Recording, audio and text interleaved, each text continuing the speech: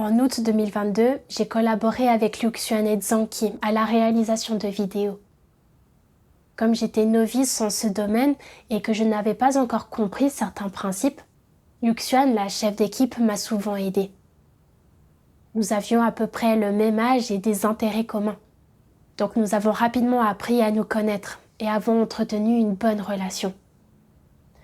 Un jour, Zhang a rencontré des problèmes complexes lors de la réalisation d'une vidéo et a demandé de l'aide à Liu Xuan. Liu Xuan a analysé les problèmes et on a discuté avec elle. Mais la vidéo de Zhang, une fois terminée, présentait encore des problèmes. Liu Xuan a alors dit avec dédain « Nous en avons déjà discuté hier et tu as quand même fait une vidéo comme ça ?» En voyant que Zhang se sentait quelque peu contrainte et gardait la tête baissée sans rien dire, j'ai pensé « L'approche de Liu Xuan pourrait blesser Zhang. Nous devrions communiquer calmement lorsque nous rencontrons des problèmes. Ce serait plus propice à de futures améliorations. » J'ai pensé à en parler à Liu Xuan, mais j'ai hésité en me disant « Si Liu Xuan l'accepte, c'est parfait. Mais si elle ne l'accepte pas et qu'elle réplique, me mettant dans une position délicate, ce serait tellement embarrassant pour moi. Si Liu Xuan pense que je prends le parti de Zhang et commence à me détester, comment vais-je m'entendre avec elle à l'avenir ? Laisse tomber, il vaut peut-être mieux ne rien dire. » Plus tard, Liu Xuan a pris conscience qu'elle avait révélé un tempérament arrogant. Mais elle n'avait fait qu'une simple déclaration, sans vraiment se comprendre. J'ai pensé à échanger avec elle, mais j'ai hésité à nouveau, alors que les mots étaient sur le bout de ma langue. Elle a déjà admis qu'elle était arrogante. Si je le souligne à nouveau et que j'échange avec elle, pensera-t-elle que mes exigences envers elle sont trop grandes ? Et si elle développait un préjugé à mon égard ? Mieux vaut laisser tomber. Et l'affaire s'est terminée ainsi. Une autre fois, notre équipe a réalisé une vidéo qui n'était pas aux normes. En tant que chef d'équipe, Liu Xuan ne nous a pas aidés à identifier la cause. Quelques jours plus tard, d'autres frères et sœurs ont procédé à une analyse et à une communication avec nous sur la base des principes. Ce n'est qu'à ce moment-là que j'ai compris où se trouvait le problème. J'ai suggéré que nous accélérions l'apprentissage de cet aspect des compétences techniques. Cependant, Liu Xuan n'a pas pris cela au sérieux, en précisant qu'elle avait déjà étudié cet aspect des compétences techniques et qu'elle le connaissait déjà. Elle ne s'est donc pas organisée pour que nous l'apprenions. J'ai remarqué l'attitude désinvolte de Liu Xuan à l'égard de l'étude technique. Elle n'était manifestement pas compétente, mais elle était complaisante et peu disposée à apprendre. Et en tant que chef d'équipe, elle n'a pas résumé les écarts. J'ai voulu discuter de ces problèmes avec elle, mais j'ai ensuite pensé « Liu Xuan se sentira-t-elle gênée si je dis cela ? Et si je blesse sa fierté et qu'elle développe un préjugé à mon égard ?» Donc je ne lui ai rien dit. Mais je suis restée silencieuse une fois de plus. Plus tard, lorsque notre superviseuse m'a demandé comment j'allais, j'ai voulu lui écrire ces choses. Mais je me suis inquiétée. Si Liu Xuan voit cela, dira-t-elle que je l'ai poignardée dans le dos au lieu de lui faire remarquer ses problèmes en face ? Et que j'ai profité d'écrire sur mon état pour rapporter ses problèmes ? Si Liu Xuan a des opinions négatives sur moi, comment vais-je m'entendre avec elle à l'avenir ? Compte tenu de ses préoccupations, je n'ai pas du tout mentionné les problèmes de Liu Xuan. En apparence, Liu Xuan et moi discutions et rions ensemble. Mais chaque fois que je devais souligner ses problèmes, je m'inquiétais toujours de sa réaction. Même lorsque je voyais clairement ses problèmes, je n'osais pas parler honnêtement. C'était tellement misérable et étouffant. Pendant cette période, j'ai souvent prié Dieu, demandant son éclairage et sa direction pour me comprendre et me libérer des liens de mon tempérament corrompu. Un jour, lors d'une discussion sur nos états, Yuxuan a mentionné qu'il y avait un manque de véritable communion entre nous. Elle a souligné que j'avais tendance à être complaisante, disant que j'évoquais rarement ses problèmes, même si je les voyais. Elle a dit qu'elle avait aussi besoin que les autres la corrigent et l'aident. Et tandis qu'elle parlait, elle pleurait tristement. En écoutant les paroles de Yuxuan, je m'en suis profondément voulu et me suis sentie profondément peinie. Il s'est avéré qu'à ses yeux, j'étais très complaisante et qu'elle n'était pas aussi réfractaire à la vérité que je l'avais pensé. Pourquoi n'avais-je pas pu me résoudre à dire un mot pour souligner ou exposer ses problèmes? J'ai mangé et bu les paroles de Dieu au sujet de ses problèmes. J'ai lu un passage des paroles de Dieu. Dieu Tout-Puissant dit : quand tu interagis avec les frères et sœurs, tu dois mettre ton cœur à nu devant eux et te confier à eux pour que cela te soit bénéfique. Quand tu accomplis ton devoir, il est encore plus important que tu mettes ton cœur à nu et que tu te confies aux autres. Ce n'est qu'alors que tu coopéreras harmonieusement avec les autres. Parfois, lorsque deux personnes interagissent, leurs personnalités s'affrontent, ou bien leurs environnements familiaux, leurs antécédents ou leurs conditions économiques ne correspondent pas. Pourtant, si ces deux personnes peuvent mettre leur cœur à nu l'une devant l'autre, être entièrement ouvertes concernant leurs problèmes et communiquer sans mensonge ni tromperie, et qu'elles sont capables de se livrer l'une à l'autre, alors, de cette manière, elles pourront devenir de véritables amis, c'est-à-dire devenir des amis intimes. Peut-être que lorsque l'autre personne rencontrera une difficulté, c'est toi qu'elle viendra voir, et personne d'autre, et c'est seulement à toi qu'elle fera confiance pour pouvoir lui venir en aide. Même si tu la réprimandes, elle ne le prendra pas à cœur, car elle sait que tu es une personne honnête avec un cœur sincère. Elle te fait confiance, donc, quoi que tu lui dises, ou quelle que soit la manière dont tu la traites, elle sera en mesure de comprendre. Pouvez-vous être de telles personnes ? Êtes-vous de telles personnes ? Sinon, alors tu n'es pas quelqu'un d'honnête. Lorsque tu interagis avec les autres, il faut d'abord qu'ils perçoivent ton vrai cœur et ta sincérité. Si en parlant, en travaillant et en prenant contact avec les autres, les paroles de quelqu'un sont superficielles, convenues, agréables à entendre, flatteuses, irresponsables et basées sur de l'imagination, ou si elles visent simplement à chercher à obtenir la faveur d'autrui, alors elles ne contiennent rien de réel et il n'est pas sincère du tout. C'est son mode d'interaction avec les autres, peu importe qui sont ces autres. Une telle personne n'a pas un cœur honnête. Ce n'est pas une personne honnête. Grâce aux paroles de Dieu, j'ai compris que bien que j'ai vu Liu Xuan contraindre les autres par son tempérament arrogant et traiter l'étude technique avec désinvolture, je n'avais rien dit pour la corriger ou l'aider. C'était à cause de ma nature fourbe et de ma méfiance excessive à l'égard des autres. Je craignais que si Liu Xuan n'acceptait pas mes suggestions et développait un préjugé contre moi, cela ruinerait notre relation. En y repensant, généralement, lorsque Liu Xuan voyait mes problèmes, elle les soulignait directement, ce qui m'aidait beaucoup. Mais j'étais tellement sur mes gardes vis-à-vis d'elle.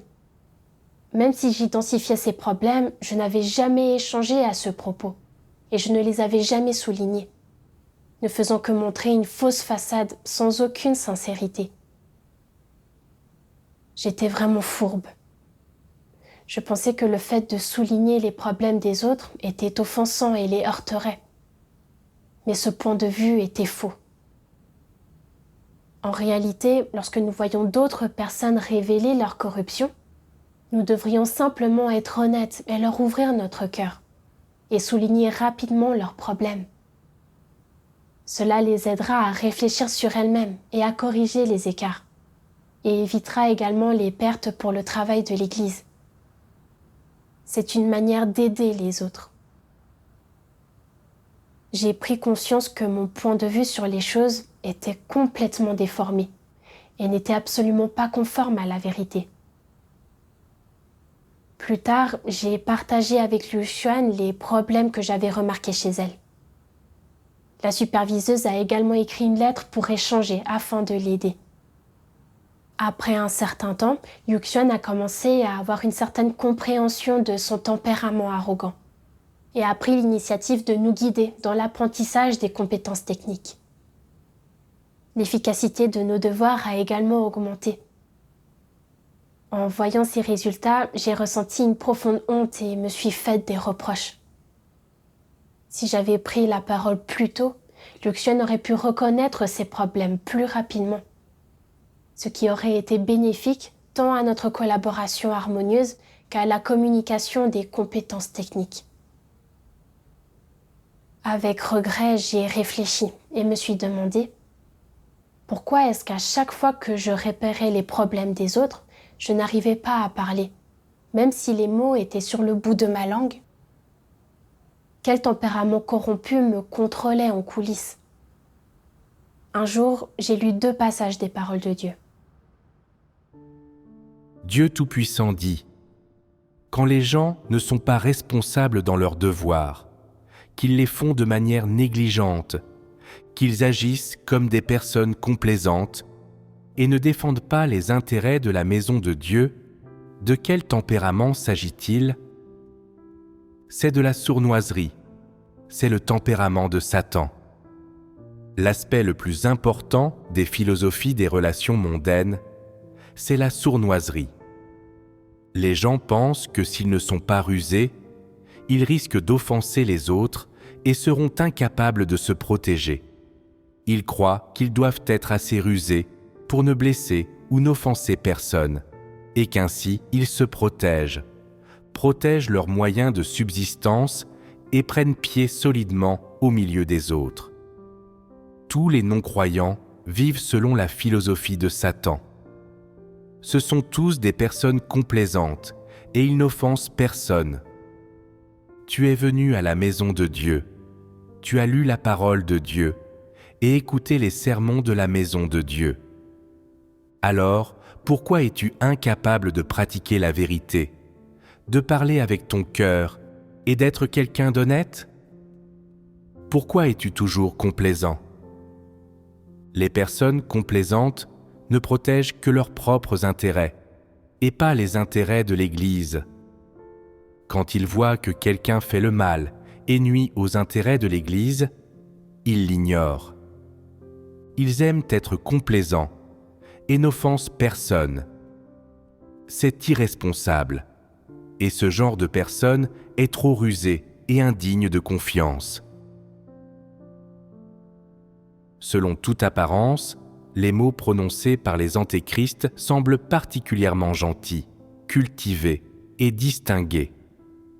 Peu importe qui viole le principe ou interrompt et perturbe le travail de l'Église, les antéchrists n'exposent pas les gens ni ne les critiquent.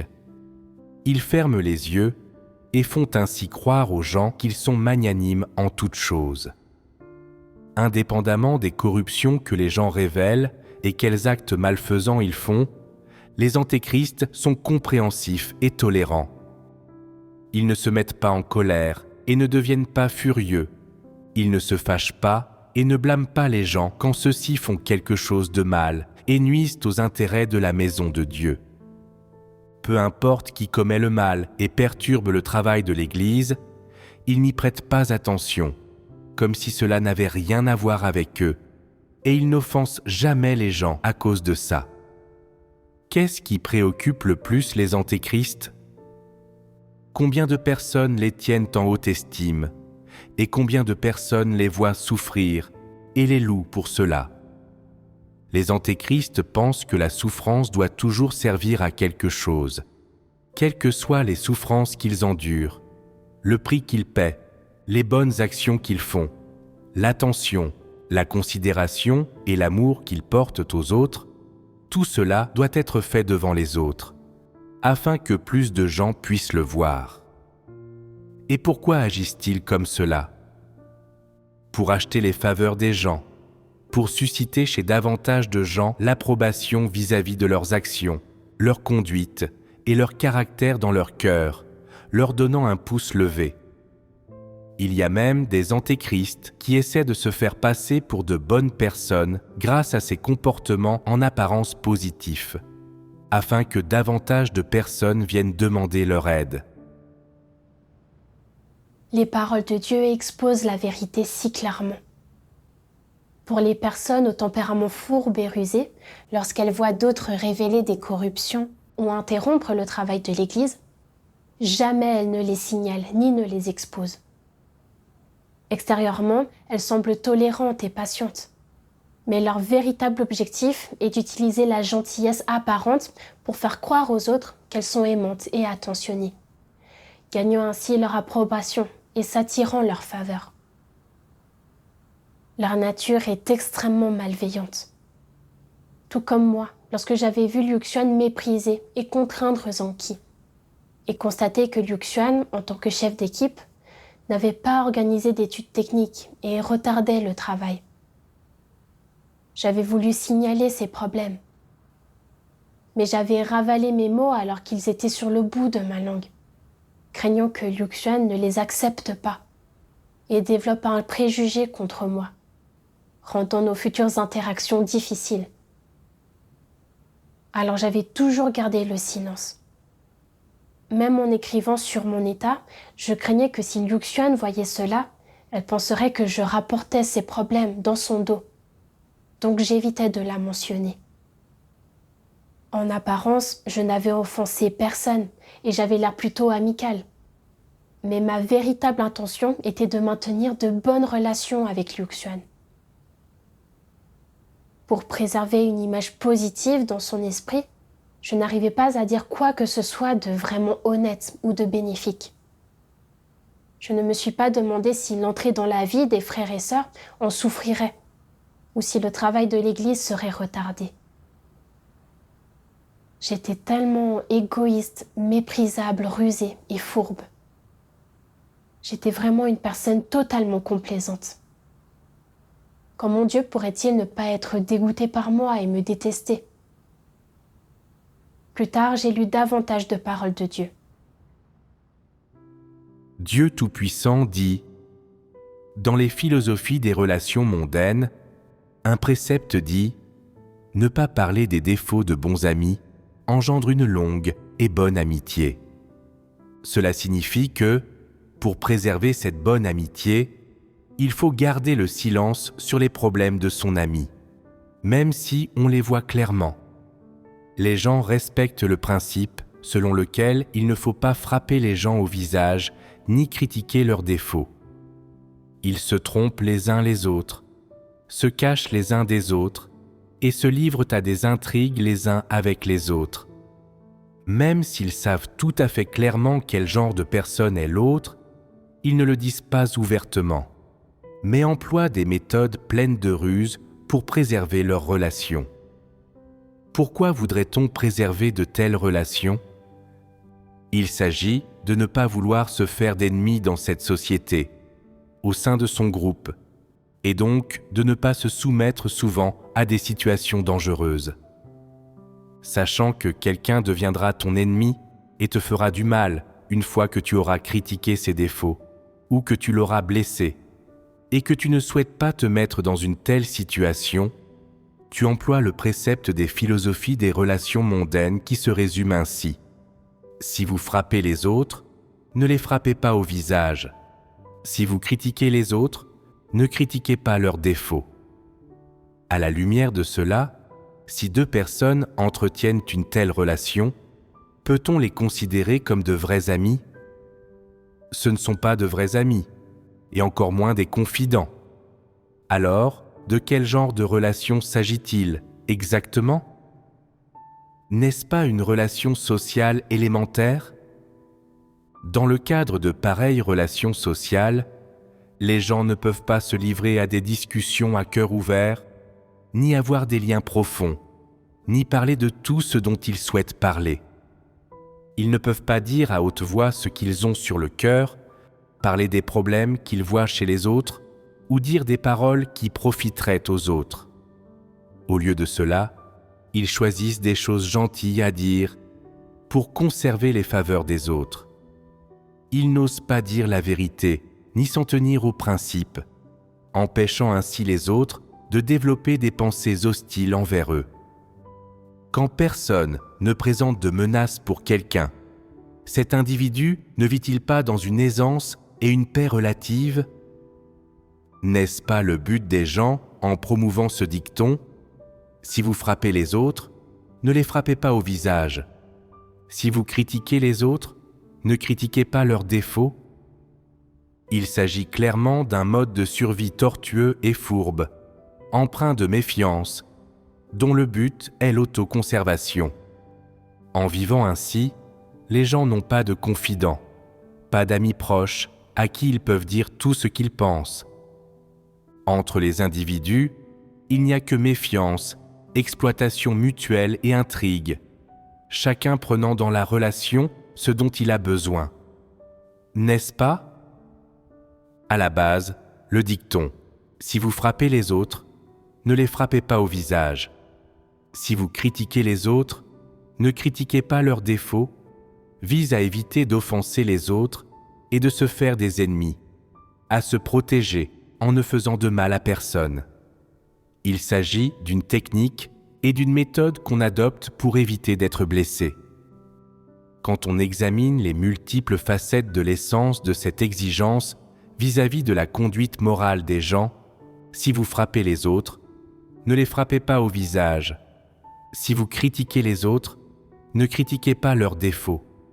Celle-ci est-elle une noble exigence ? Est-elle positive ? Alors qu'est-ce que cela enseigne aux gens ?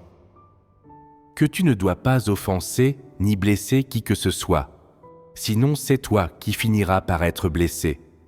Et aussi que tu ne dois faire confiance à personne. Si tu blesses l'un de tes bons amis, cette amitié commencera doucement à changer. Ton bon ami, ton ami proche, deviendra un étranger ou un ennemi. Quels problèmes peuvent être résolus quand on enseigne aux gens à agir de cette manière ? Même si, en agissant ainsi, tu ne te fais pas d'ennemis, et même si tu en perds quelques-uns, est-ce que cela amènera les gens à t'admirer, à t'approuver et à te garder toujours comme ami ? Est-ce que cela respecte pleinement la norme de conduite morale ?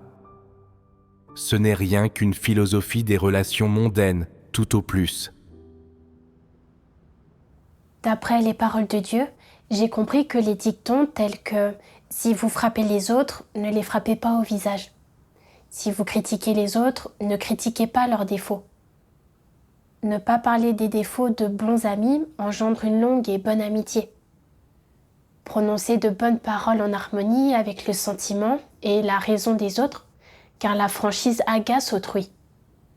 Et quand on sait que quelque chose ne va pas, il vaut mieux en dire le moins possible. Sont des philosophies sataniques des relations mondaines. Satan instille ses idées dans l'esprit des humains, leur faisant croire que pour rester fermes dans la société, ils doivent entretenir des relations avec les autres, toujours sauver la face auprès des autres et être habiles et complaisants. Sinon, ils seront exclus. Lorsque les gens s'appuient sur ces philosophies des relations mondaines pour interagir avec les autres, ils deviennent suspicieux et sont sur la défensive les uns envers les autres. Ils analysent constamment le ton et les expressions des autres lorsqu'ils parlent ou font des choses, agissant d'une certaine manière en apparence, tout en cachant leurs véritables pensées.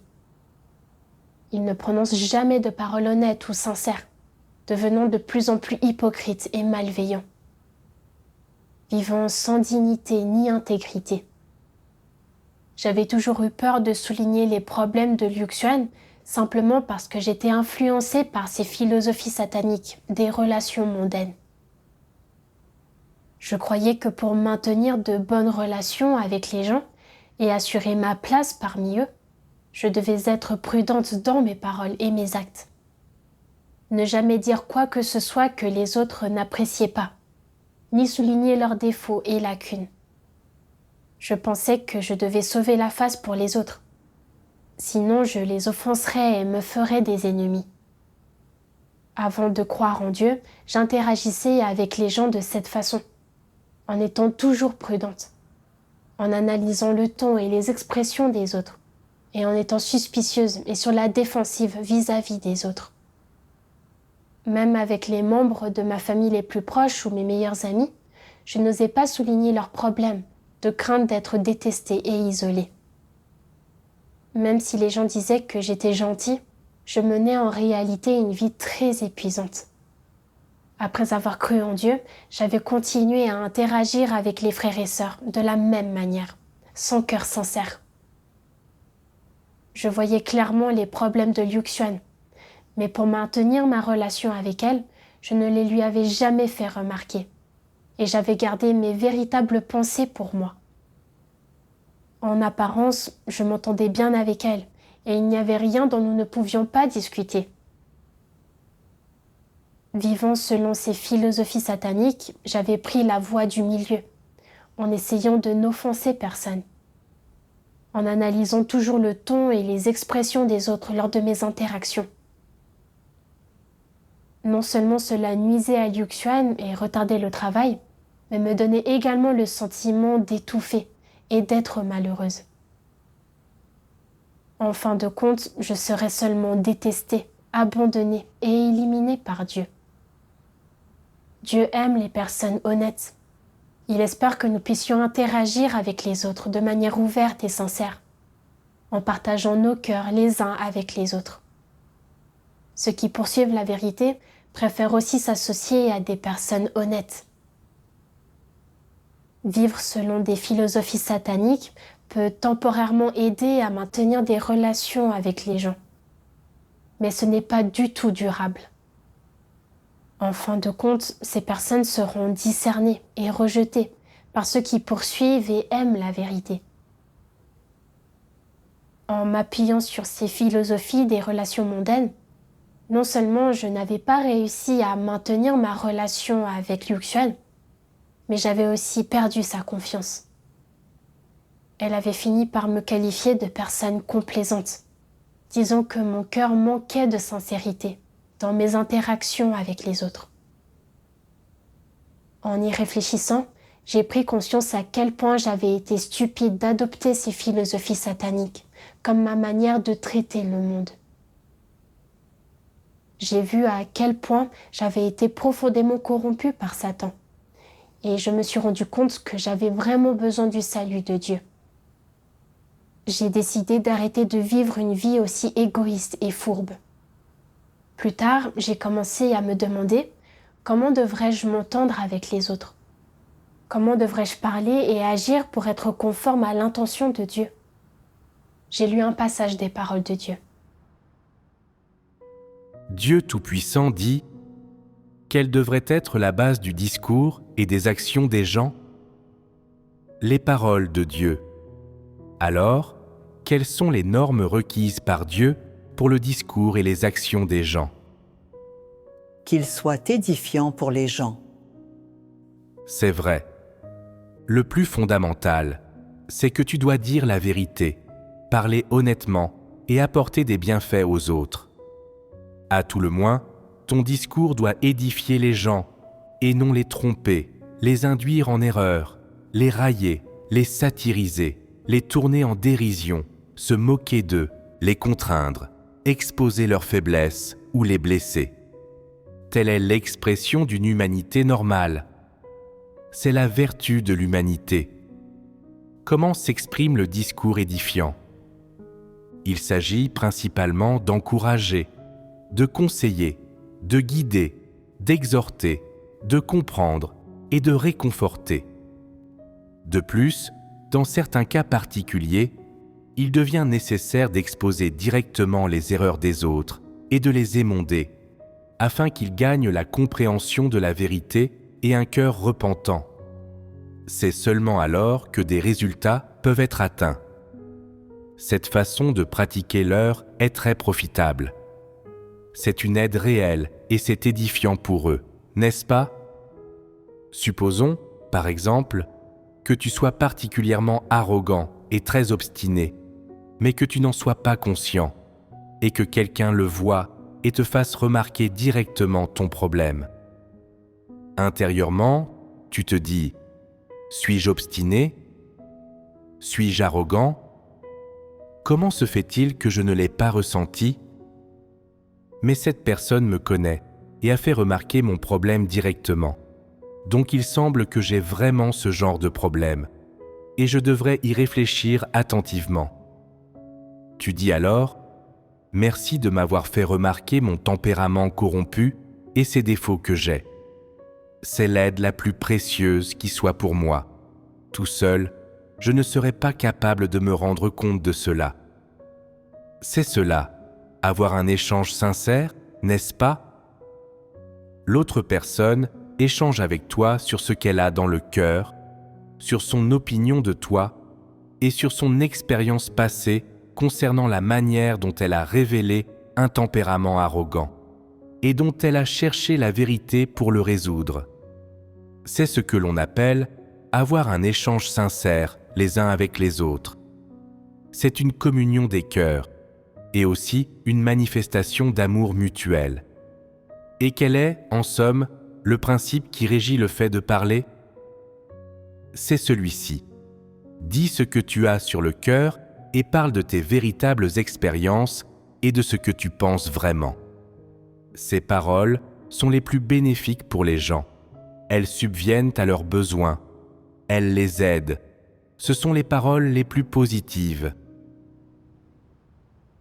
Grâce aux paroles de Dieu, j'ai compris que pour établir une relation normale avec les gens, je dois traiter les autres selon les principes des paroles de Dieu. Lorsque je vois quelqu'un révéler de la corruption, entraver le travail ou agir à l'encontre des principes, je dois le signaler sans tarder. Cela bénéficiera à la fois au travail et à l'entrée de cette personne dans la vie. Ce n'est qu'en me comportant de cette manière que je peux préserver les principes et vivre avec ouverture et franchise, tout en ayant de l'humanité et un sens de la justice. Parfois, même si les gens ne peuvent pas l'accepter immédiatement, s'ils poursuivent la vérité, ils chercheront la vérité et réfléchiront sur eux-mêmes par la suite. Ils ne se sentiront pas dégoûtés et ne me rejetteront pas, mais me seront reconnaissants de mon aide.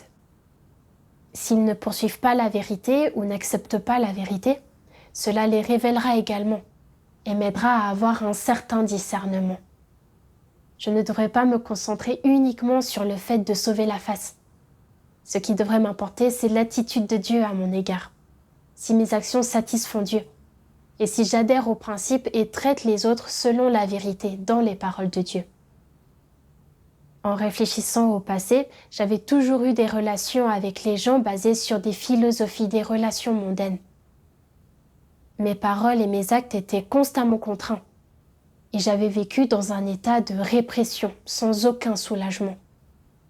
De cette façon, je ne pourrais jamais atteindre la vérité, restant à jamais lié et asservi par Satan. À ce stade, j'ai compris que je devais traiter les autres selon les paroles de Dieu, interagir avec eux de manière franche et honnête, parler avec mon cœur et dire des choses qui sont bénéfiques pour les autres. Qu'il s'agisse d'émonder les autres, de les réprimander ou d'échanger calmement avec eux sur la vérité, je devais toujours les aborder avec mon vrai cœur. De cette façon, mes relations avec les autres pourraient être normales et durables, et je pourrais me débarrasser de mon oppression et gagner en libération et en liberté. Plus tard, lorsque nous avons discuté de certains problèmes dans nos vidéos, Yuxuan ne partageait que ses opinions chaque fois qu'elle soulignait les problèmes des autres. Elle échangeait rarement sur les principes. Lors des réunions, elle s'ouvrait rarement sur les corruptions qu'elle avait révélées et s'ouvrait rarement ouvertement avec nous sur les problèmes qu'elle rencontrait dans son travail. Cela faisait penser aux autres qu'elle avait une stature et une capacité de travail, avant même qu'ils ne le sachent, et les conduisait à l'admirer. J'ai senti que cela était nuisible à tout le monde et j'ai voulu lui faire remarquer. Mais au moment où j'allais en parler, j'ai hésité en me demandant « Si je dis cela, Luxian va-t-elle se fâcher ? Si cela a un impact sur notre relation, cela rendra-t-il nos interactions futures difficiles ?» J'ai pris conscience que j'allais à nouveau être complaisante pour maintenir la relation avec les autres. J'ai donc immédiatement prié Dieu, demandant la force de pratiquer la vérité et de me rebeller contre moi-même. Après avoir prié, je me suis rappelé d'un passage des paroles de Dieu.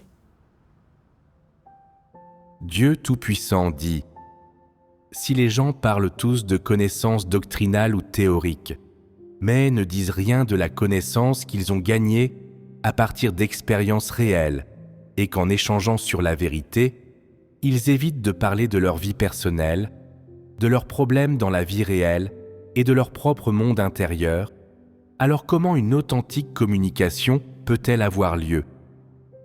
Comment peut-il y avoir la moindre réelle confiance ?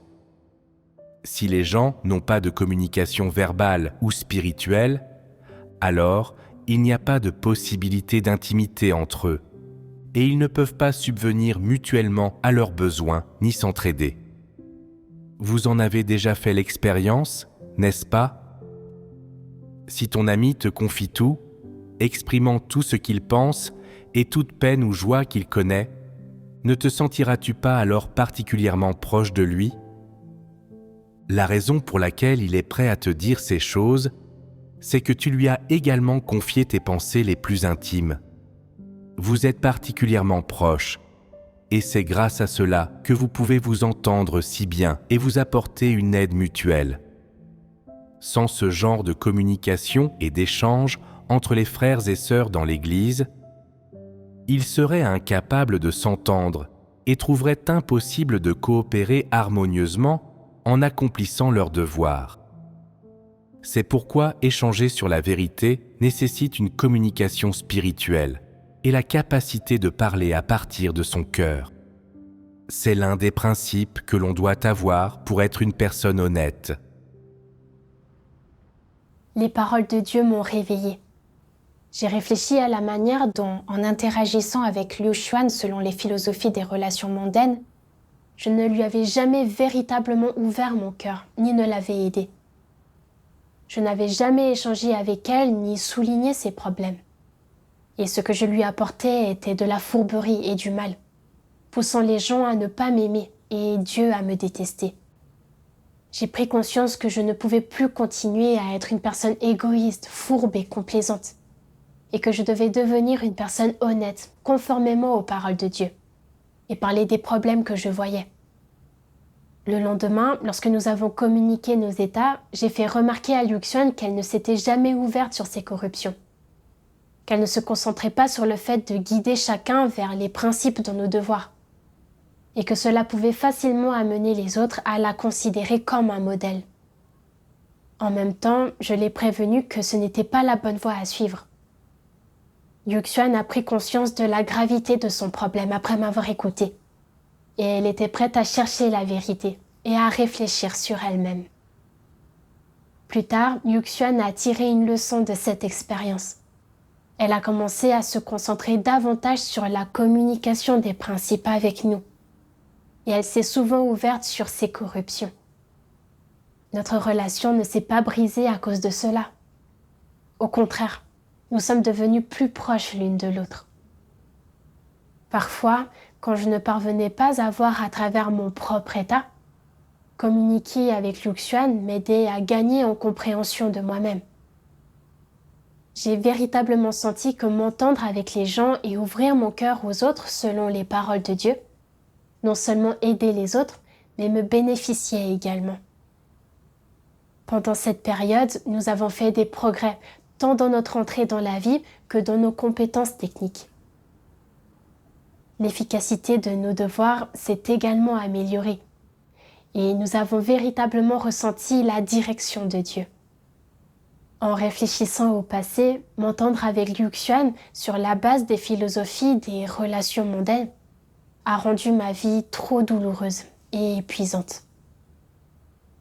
Je n'ai pas non plus assumé mes responsabilités pour maintenir le travail de l'Église. Si je compare cette situation à celle d'aujourd'hui, en étant une personne honnête, conformément à la parole de Dieu, et en parlant avec mon cœur, je ressens la direction de Dieu et fais l'expérience d'un sentiment de légèreté et de libération dans mon cœur. Il y a une douceur et une joie difficiles à décrire. Je comprends aussi que les relations normales entre frères et sœurs ne doivent impliquer ni méfiance ni barrière. Nous devons nous traiter avec sincérité, nous aider et nous soutenir mutuellement dans l'entrée dans la vie et dans les devoirs. Cela bénéficie aux autres, à nous-mêmes et au travail de l'Église. C'est la parole de Dieu qui m'a appris à m'entendre avec les autres. Et je suis vraiment reconnaissante envers Dieu du fond de mon cœur.